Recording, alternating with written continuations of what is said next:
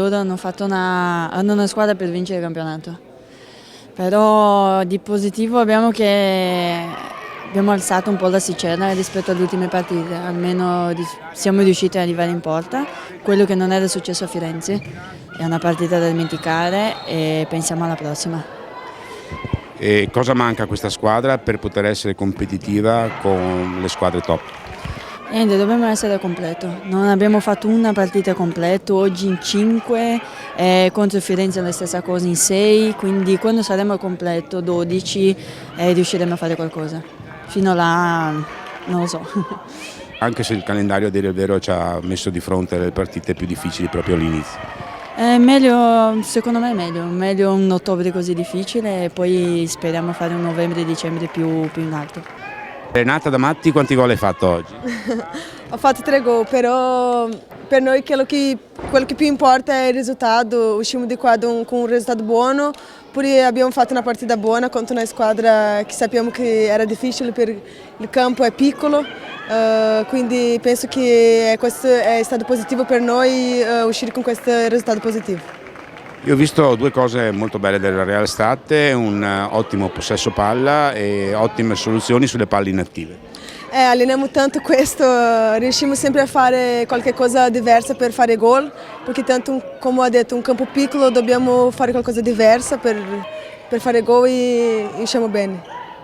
Questa notte al comando con un'altra squadra, ma sempre al comando a punteggio pieno. Domani forse c'è anche il Montesilvano.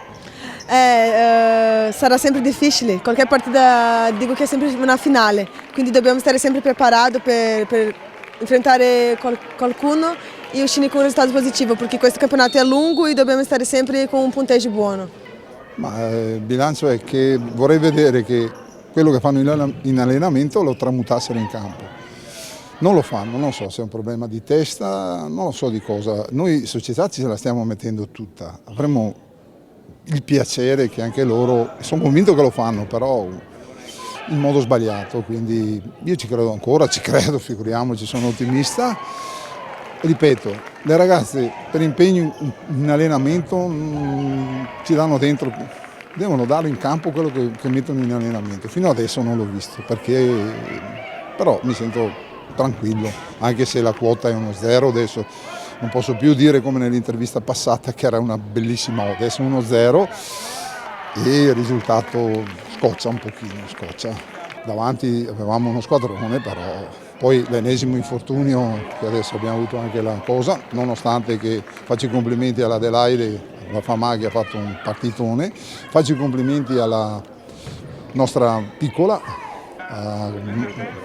alla Marta, che 17 anni abbiamo visto che sicuramente lei alla Privitera sta tornando anche il nostro pivot della Privitera dopo anche lei un infortunio, quindi pian pianino, certo queste squadre qua sono difficili da affrontare, se arriva a qualche punto anche da queste squadre bene, il nostro campionato comincia dopo, partiamo ancora con Montesilvano, però sicuramente è poi che dobbiamo darci dentro tutto, altrimenti è dura.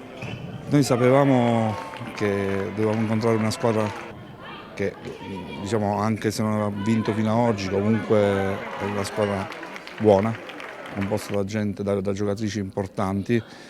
Quindi abbiamo preparato al meglio questa partita perché abbiamo fatto bene, non ci siamo fidati, quindi l'approccio della gara è stato fondamentale, fare un buon possesso e cercare quante più finalizzazioni possibili. Poi fortunatamente siamo riusciti anche ad andare in vantaggio, a chiudere il primo tempo con un buon vantaggio e effettivamente è stata una buona gara.